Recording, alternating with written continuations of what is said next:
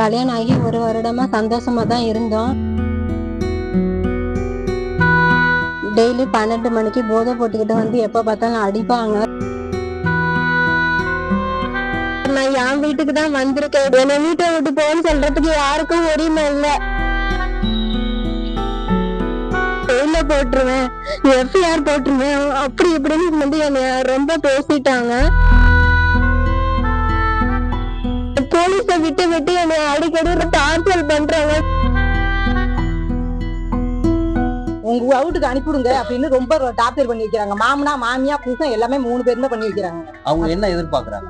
அவங்க வந்து வரதட்சணை காசு பணம் அதிகமா கொண்டு வந்து அவங்க கடன் இருக்கான், அவங்க கடன் அடைக்கணுங்கிறதான் எதிர்பார்க்கறாங்க. இன்னும் அழுதுட்டு ரோட்டுக்கு வந்துச்சுங்க சார். ரொம்ப அடிச்சு இடுப்பு நடக்க முடியலைங்க சார். வீட்டுல வந்து படுத்து ரொம்ப தகவத்தை வச்சுட்டு அப்புறம் அனுப்பிவிட்டேங்க சார்.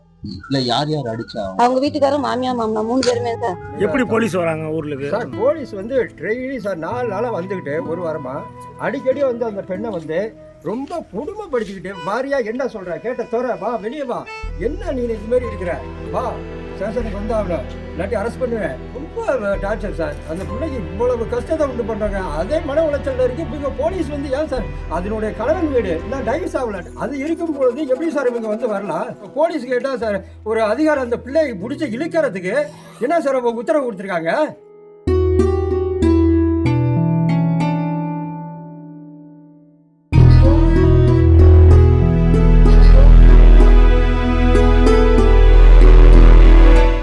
என் பேரு பிரியா. 10/4/2019 அன்னைக்கு எனக்கு கல்யாணம் நடந்துச்சு. கணவர் பேர் வந்து அறிவழகன், மாமியார் பேரு வந்து செல்லம், மாமனார் பேரு வந்து ராமச்சந்திரன். நாங்க கல்யாணம் ஆகி 1 வருடமா சந்தோஷமா தான் இருந்தோம். அதுக்கப்புறம் வீட்டுக்காரர் வந்து ரொம்ப குடிச்சிட்டு வந்து அடுத்தவங்க பேச்செல்லாம் கேட்டுக்கிட்டு டெய்லி 12 மணிக்கு போதை போட்டுக்கிட்டு வந்து எப்ப பார்த்தாலும் அடிப்பாங்க, ரொம்ப டார்ச்சர் பண்றாங்க. அப்புறம் குழந்தை இல்லைன்னு சொல்லி 8 மாசத்துலயே என்னைய ஹாஸ்பிட்டலுக்கு செக்அப்க்கு அழைச்சிட்டு போனாங்க. இன்னும் பேபி இல்லைன்னு சொல்லி வீட்டுல ரொம்ப டார்ச்சர் பண்ணி இந்த ஹாஸ்பிட்டலுக்கு செக்அப்க்கு போயிட்டு வா அப்படின்னு சொல்லி அம்மா அப்பாட்ட சொல்லியிருந்தேன் நான். அவங்க 2 வருஷமா என்னைய டோல்கேட் அருணாட்டை அழைச்சிட்டு போயிட்டு வந்துகிட்டு இருந்தாங்க. கணவரும் ரொம்ப குடிச்சிட்டு வந்து டார்ச்சர்லாம் பண்ணிக்கிட்டு இருந்தாங்க. டெய்லியும் நைட்டு 12 மணிக்கு 1 மணிக்கு தான் வருவாங்க. விடிய காலம் 4 மணிக்கே எழுந்திரிச்சு போயிடுவாங்க. எப்ப வராங்க போறாங்கன்னு தெரியாது. என் கூட சந்தோஷமாவும் இருக்கிறதும் இல்லை, பேசுறதும் இல்லை. அவங்க அம்மா அப்பாவும் எதுவுமே கண்டுக்க மாட்டேங்கிறாங்க. அவங்க அம்மா அப்பாட்ட சொன்னாலும் ஆம்பளை பிள்ளை அவன் இஷ்டத்துக்கு தான் இருப்பான் அப்படின்னு சொல்றாங்க. அதனால நான் வந்து நான் அதுக்கு எதுக்கு பொண்ணை கட்டிட்டு வந்தீங்க, கல்யாணம் பண்ணாம இருந்திருக்க வேண்டியதானே அப்படின்னு நான் கேட்டேன். ஆம்பளை பிள்ளைன்னா அப்புறம் ஊர் உலகத்துல ஆம்பளை பிள்ளைங்க இல்லையா, புருஷன் கூட தான் இருக்கணுமா அப்படின்னு அவங்களும் ரொம்ப டார்ச்சர் பண்ணாங்க. சாப்பிட்றப்பெல்லாம் வந்து என் புருஷன் கூட தான் சாப்பிடுவியா, தனியா சாப்பிட முடியாதா ஒன்னாட்டி, இல்லைன்னா சாப்பாடு உன் தொண்டையில இறங்காதா, எச்சித்தட்டுல தான் சாப்பிடுவியா, இதான் அவன் பழக்கமா அப்படின்னு இதெல்லாம் சொல்லி ரொம்ப டார்ச்சர் பண்ணி கொடுமை பண்றாங்க. பகல்ல ஒரு கணவர் கூட பக்கத்துல போய் உக்காந்தா கூட அவங்க முன்னாடி கூட உட்காரக்கூடாதுன்னு ரொம்ப மிரட்டுறாங்க. அவங்க சொல்றபடிதான் அவங்க எப்ப சொல்றாங்களோ அப்பதான் என் புருஷன்கிட்ட போய் உட்கார்றது பேசுறது எல்லாமே அந்தபடிதான் நடந்துகிட்டு இருந்துச்சு. அப்புறம் ரொம்ப பிரச்சனை பண்ணி ஒரு டைம் என்னை வீட்டை விட்டு அனுப்பிட்டாங்க. அவங்க அப்பாவும் என்னை அடிச்சாங்க, அவங்க அம்மா என் வீட்டுக்காரர் எல்லாமே என்னை அடிச்சுட்டாங்க. அதனால நான் வந்து நடந்த போட்ட ட்ரெஸ்ஸோடய ஒன்றும் இல்லாம நான் என் அப்பா வீட்டுக்கு போயிட்டேன். 2 வருஷமா அங்கதான் இருந்தோம். டிசம்பர் மாசம் 2022 கேஸ் போலீஸ் ஸ்டேஷன்ல நான் கம்ப்ளைண்ட் கொடுத்தேன், சேர்ந்து வாழ்றேன்னு சொல்லி. அவங்களும் சேர்ந்து வாழ்றேன்னு ஃபர்ஸ்ட் சொல்லியிருந்தாங்க. அதுக்கப்புறம் சேர்ந்து வாழ்றேன்னு சொல்லிட்டு அப்புறம் மறுபடியும் வாழலன்னு சொல்லி வந்து கேஸ் போட்டுட்டாங்க அவங்க. நானும் கோர்ட்லயும் சேர்ந்து வாழ்றேன்னு தான் கேஸ் போட்டிருக்கேன். அதுக்கப்புறம் 2 வருஷமா ஆகியும் எனக்கு எந்த இதுவுமே தெரியல. அதனால என் வாழ்க்கைக்கு எனக்கு ஒரு ஏதாவது வேணும், நான் சேர்ந்து வாழணும் அப்படின்ட்டு என் கணவர் வீட்டுக்கு நான் வந்துட்டேன். என் கணவரும் மாமியார் மாமனார் 3 பேரும் சேர்ந்துக்கிட்டு கள்ளக்குடி போலீஸ் ஸ்டேஷன்ல இந்த மாதிரி சொல்லி அவங்க வந்து போலீஸ் எல்லாம் அனுப்பி என்னை ரொம்ப நேத்துல ரொம்ப வந்து டார்ச்சர் பண்ணி ஜெயில போட்டுருவேன், எஃப்ஐஆர் போட்டுருவேன், அப்படி இப்படின்னு வாய்க்கு வந்தபடி பேசி கண்டபடி பேசி தெருவுல யாருமே இல்லாத நேரத்துல வந்து என்னை ரொம்ப பேசிட்டாங்க. எனக்கு கஷ்டமாயிடுச்சு, என்ன பண்றதுன்னு தெரியல. என் வாழ்க்கைக்கு ஏதாவது தீர்வு வேணும். நான் சேர்ந்து வாழணும் சார். நீங்க தான் முடிவு எடுக்கணும் என் வாழ்க்கைக்கு.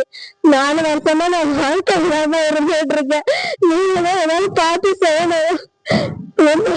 உங்கள்கிட்ட தான் நான் கேட்டுக்கிட்டு இருக்கேன். என் வாழ்க்கைக்கு ஏதாவது வேணும். நான் சேர்ந்து வாழ்றேன்னு சொல்லிதான் நான் வந்திருக்கேன். கோர்ட்ல சேர்ந்து வாழ்றதுதான் சார். உங்க கணவர் எங்கம்மா இருக்காரு? கேஸ் போட்டுட்டு 1 வருஷத்துல ஃபாரின் போயிட்டார், சிங்கப்பூர் போயிட்டாங்க. அவங்க இப்ப வந்துட்டாங்கன்னு சொல்லி எல்லாம் ஊர்ல பேசிட்டு இருக்காங்க. 3 பேருமே தலைமறைவா எங்கேயோ இருந்துகிட்டு இருக்காங்க. போலீஸ விட்டு விட்டு என்னை அடிக்கடி 2 நாளைக்கு இருக்க கள்ளக்குடி போலீஸ் ஸ்டேஷன்ல சொல்லி 2 நாளைக்கு இருக்க ரொம்ப அவங்க டார்ச்சர் பண்றாங்க. வீட்டை விட்டு போ, நீ எதுக்கு வீட்டுக்குள்ள இருக்க அப்படின்னு சொல்லி ரொம்ப டார்ச்சர் பண்றாங்க அவங்க. நான் அந்த வீட்டு மருமக அப்படி சார்னு சொல்றேன். அவரு போலீஸும் கேட்கவே இல்லை. என் மாமியார் வந்து என் மருமக இல்லைன்னு சொல்லிட்டாங்க. கட்டுல தாலி என் கழுத்துலதான் இருக்கு. நான் இந்த வீட்டு மருமகதான் அப்படின்னு நான் சொல்றேன். அவங்க எனக்கு தெரியாது, நான் ஸ்டேஷனுக்கு வாமா அப்படின்னு சொல்லி நேற்று லேடிஸ் இன்ஸ்பெக்டரையும் கூட்டிட்டு வந்து ரொம்ப வாழ்க்கை வந்தபடி என்னை பேசிக்கு ரொம்ப கொடுமை பண்றாங்க. நீங்க தான் ஏதாவது பார்த்து செய்யணும். உங்க வீட்டுக்காரர்ட்ட பேசுங்க, அந்த போன்ல என்ன சொன்னாங்க? இல்ல, போன் எல்லாம் டச்சிங் எதுவுமே, பேச்சுவார்த்தை எதுவுமே இல்ல.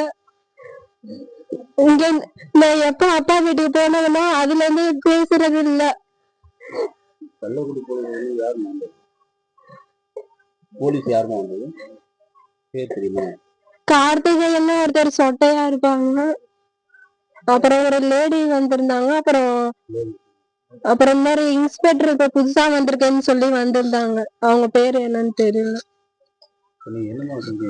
நான் சேர்ந்து வாழ்றேன்னு நான் சொல்லி வந்திருக்கேன் சார். நான் என் வீட்டுக்கு தான் வந்திருக்கேன். இது என் வீடு. நான் என் வீட்டை விட்டு எங்கேயும் போக மாட்டேன்.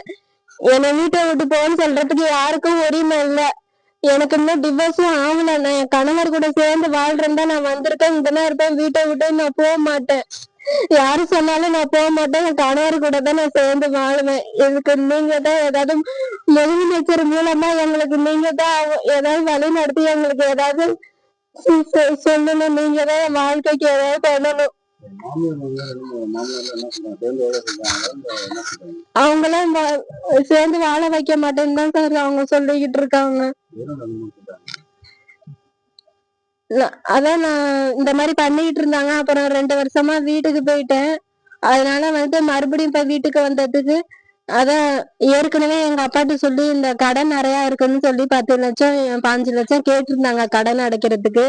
காளிமனை இடம் இருக்குது, அந்த காளிமனை வீடு கட்டி தர சொல்லு, 2 மாடு வாங்கி தர சொல்லு அப்படின்னு ரொம்ப டார்ச்சர் பண்ணிட்டு இருந்தாங்க. நான் இதையும் வீட்டுல சொன்னேன். நீங்க சந்தோஷமா இருந்தாதான் நாங்க செய்வோம், எப்படி நாங்க இதெல்லாம் செய்ய முடியும், நீதான் சந்தோஷமாவே இல்லையே அப்படின்ட்டு சொல்றாங்க.